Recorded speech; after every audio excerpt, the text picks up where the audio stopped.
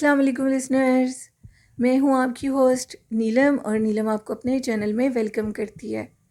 शुरू करते हैं आज की स्टोरीज़। अल्लाह का बाबरकत नाम लेकर जो इंतहाई आली रुतबा और बहुत जलीलुल कदर है। अल्लाह पाक की रहमत और करम भरा साया हमेशा हम सब पर बना रहे। और शुरू करते हैं आज की खौफनाक कहानी है। ये कहानी इंडिया से प्रकाश ने शेयर की है। उनकी पहली स्टोरी जो कि मैंने शेयर की थी, ये उसी स्टोरी की उससे रिलेटेड स्टोरी है, उसका पार्ट 2 है।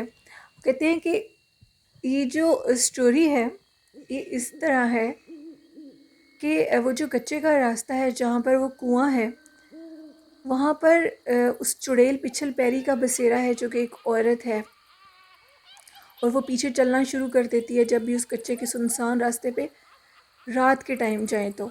लेकिन कुछ लोगों ने ये भी शिकायत की थी कि जब कोई दोपहर में गर्मियों के मौसम में उस जगह से गुज़रता है तो वो औरत बनकर या तो बूढ़ी अम्मा बनकर उधर बैठी होती है और लोगों को रोकती है काम करवाने के लिए, या वो पीछे भागना शुरू कर देती है।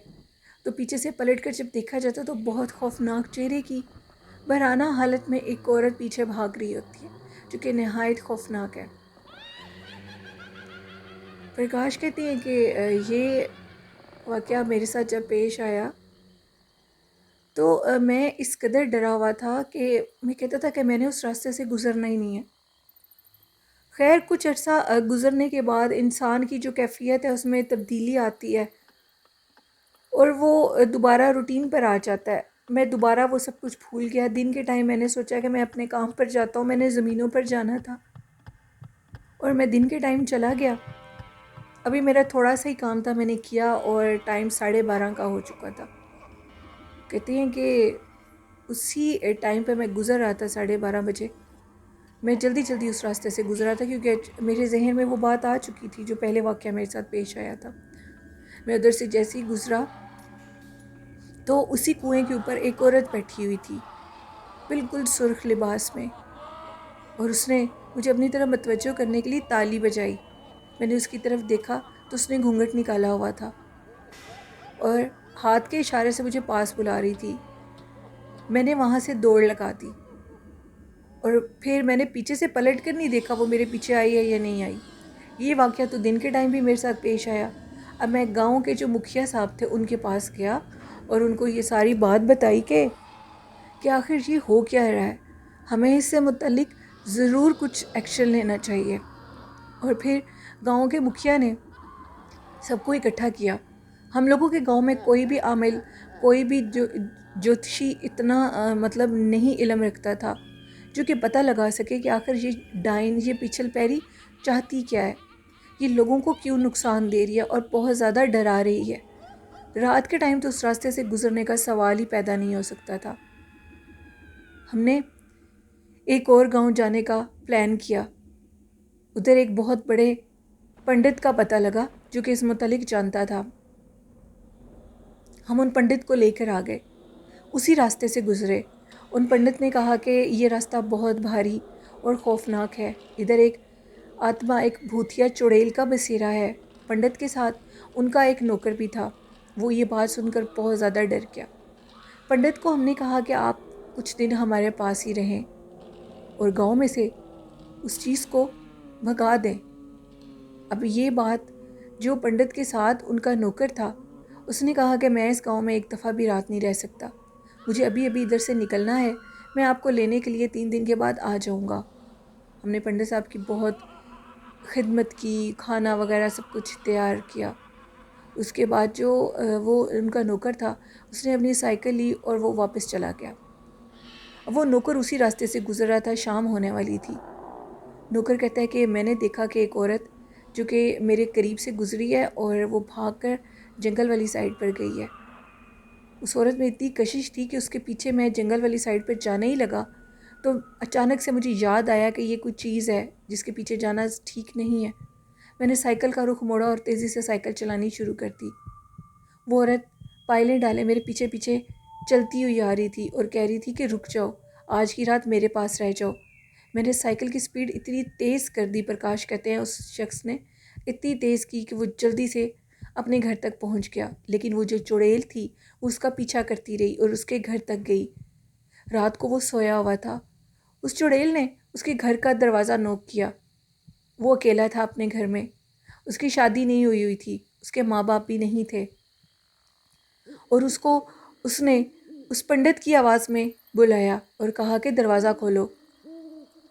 उस नौकर का नाम रामू था। अब वो रामू काका ये जानता था कि अगर पहले तो वो उठा और वो पंडित की आवाज़ पर दरवाज़ा खोलने ही लगा था, तो अचानक से उसकी किस्मत अच्छी थी। उसको याद आया कि पंडित साहब तो साथ वाले गांव में गए हुए हैं, तो ये पंडित की आवाज़ में मुझे कौन बुला रहा है। वो डर गया, कांपने लग गया और उसने दरवाजे को खोलने की गलती नहीं की। सारी रात वो उसकी घर की विंडो के आगे खड़ी हुई आवाज़ें देती रही। खैर वो बच गया। उसकी टांगें कांप रही थी। वो इस कदर खौफ में था, इस कदर खौफ में था कि वो बयान ही नहीं कर सकता था। खैर उसके बाद कहता है कि 3 दिन गुजरे, मैं दोबारा पंडित के पास गया, उसी रास्ते से गुजर के, लेकिन उस टाइम मेरे साथ कुछ भी ऐसा पेश नहीं आया। फिर उसके बाद उसने पंडित को भी ये सारी बात बताई, गांव वालों ने भी सुनी। अब वो जो पंडित साहब थे उन्होंने सारा कुछ पता किया और उन्होंने कहा कि ये बात हकीकत है कि इस लड़की को मार दिया गया था और मार कर इसकी जो डेड बॉडी थी उसको इस कुएं में फेंक दिया गया था। वही लड़की इंतकाम लेना चाहती है उन लोगों से जिन्होंने उसको मारा था। लेकिन गांव के लोगों ने कहा कि ये हम सबको क्यों मार रही है, इसको उसको ही मारना चाहिए, उससे बदला लेना चाहिए जिसने उसको मारा है। उस पंडित ने जाकर कुएं के ऊपर बाकायदा कोई अमल किया और अमल करने के बाद उसको पता लगा, वो जो लोग थे उनका भी पता लग गया। और उस आत्मा ने उस पंडित से कहा कि अगर तुम मेरी मदद नहीं करोगे तो मैं तुम्हें जान से मार दूंगी। अब पंडित साहब बहुत मुश्किल में फंस चुके थे। प्रकाश कहते हैं उन्होंने कोई प्रार्थना की और उन्होंने कहा कि जो भी उसका दुश्मन है, जो भी जिसने भी उसको मारा है, वो खुद ही पकड़ा जाए। फिर एक दिन गांव वालों को ये पता लगा कि उसी कुएं के ऊपर एक लड़के का नाम लिखा हुआ था और एक मर्द का, यानी वो जिनका नाम लिखा हुआ था वो दोनों बाप बेटा थे।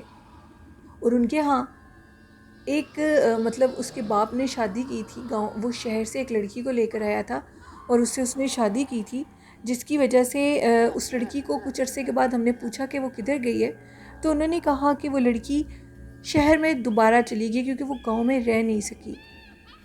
हम लोग भी यही समझ रहे थे कि वो शहर की लड़की है तो शहर वापस चली गई है, लेकिन दर हकीकत उस लड़की को मार दिया गया था। फिर वो जो लोग थे जिनकी वो गलती थी, गांव वालों ने उनको बहुत बुरा भला कहा और कहा कि अब तुम लोगों को अपनी जान देनी पड़ेगी वरना वो सबको एक एक करके मार देगी। खैर रातों रात वो दोनों बाप बेटा वहाँ से भाग गए। फिर पंडित साहब ने पूजा की और पूजा करने के बाद उन्होंने उस आत्मा से कहा कि तुम्हारे जो भी वो दुश्मन थे वो तो यहाँ से चले गए हैं, तुम अब इन मासूम गांव वालों की जान छोड़ दो, क्योंकि वो तुम्हें कुछ नहीं कह रहे। उन्होंने कहा कि मैं इनकी जान तो छोड़ दूंगी, लेकिन इसके लिए मेरी शर्त है कि उन बाप बेटा को लेकर आओ। उन्होंने कहा कि हम उसको नहीं ला सकते, हम नहीं जानते कि वो किधर है। खैर वो जो आत्मा थी वो गांव के लोगों को बराबर तंग कर रही थी। वो चुड़ैल, वो पिछल पैरी किसी को इस रास्ते से गुजरने नहीं दे रही थी, लोगों के दरवाजे खटखटाती थी, लोगों को तंग करती थी। फिर उन्होंने ये फैसला किया कि अब इसको कैद करना होगा। पंडित साहब ने अपने किसी बड़े गुरु से रब्ता किया और उनको उधर लेकर आए। उन्होंने बैठकर उधर पूजा शुरू कर दी। पूजा करने के बाद उन्होंने उसको एक बोतल में कैद कर कर उसी कुएं के बिल्कुल सामने एक बहुत बड़ा बरगद का पेड़ था, उस बरगद के पेड़ के ऊपर उस बोतल को लटका दिया और कहा कि आइंदा तुम कभी भी बाहर नहीं आओगी और न ही यहाँ के लोगों को तंग करोगी। फिर उसके बाद उन्होंने ये फ़ैसला कर लिया और उसको वहाँ पर कैद कर दिया। लेकिन आज भी प्रकाश कहते हैं कि डर लगता है उधर से गुज़रते हुए, आज भी उसकी मनहूस कशिश उधर मौजूद है। उधर से गुज़रते हुए चीखों की आवाज़ें आती हैं। लोग अब उधर से आधी रात को गुज़रते हैं, लेकिन वो कहते हैं कि पीछे से मुस्कुराने की और खौफनाक चीखने की आवाज़ें आज भी उधर से आती हैं। हम कुछ नहीं कर सकते। वो खौफनाक बुरी आत्मा जो कि मरने के बाद भी ज़िंदा है। बेशक उसके साथ बुरा हुआ था, लेकिन उसको लोगों को तंग नहीं करना चाहिए। जो उसके दुश्मन थे उनको मारना चाहिए था। ये एक स्टोरी थी प्रकाश की जो उन्होंने इंडिया से शेयर की। बहुत शुक्रिया प्रकाश। और प्रकाश कहते हैं कि मैं और भी खौफनाक कहानियाँ आपके साथ ज़रूर शेयर करूँगा अपने गाँव की। तो लिसनर्स, ये थी आज की खौफनाक कहानी। आप लोगों को कैसी लगती हैं अपना फ़ीडबैक ज़रूर दीजिएगा। और प्रकाश कहते हैं कि आपके लिसनर्स जब मेरी स्टोरीज़ के मुतालिक फ़ीडबैक देते हैं तो मैं इसके बाद कुछ और भी न्यू स्टोरीज़ लेकर आऊँगा। तो आप भी अपनी खौफनाक कहानियाँ शेयर कर सकते हैं। डिस्क्रिप्शन बॉक्स में मेरे ईमेल आईडी और फेसबुक आईडी मेंशन है, और कमेंट बॉक्स में भी। आज का अच्छा मैसेज है कि अपने वालिदैन से मोहब्बत करें, किसी को धोखा मत दें और सबसे प्यार करें और खुशियाँ बांटें। आई होप इस पर आप ज़रूर अमल करेंगे। और जिस तरह मेरे चैनल की स्टोरीज़ को आप लाइक करें, अगर आपको मेरे चैनल की स्टोरीज़ पसंद है तो मेरे चैनल को ज़रूर सब्सक्राइब करें। इसी के साथ अपनी होस्ट नीलम को इजाज़त दीजिए। दुआओं में याद रखिएगा मुझे और मेरे वालिदैन को। अल्लाह हाफ़िज़।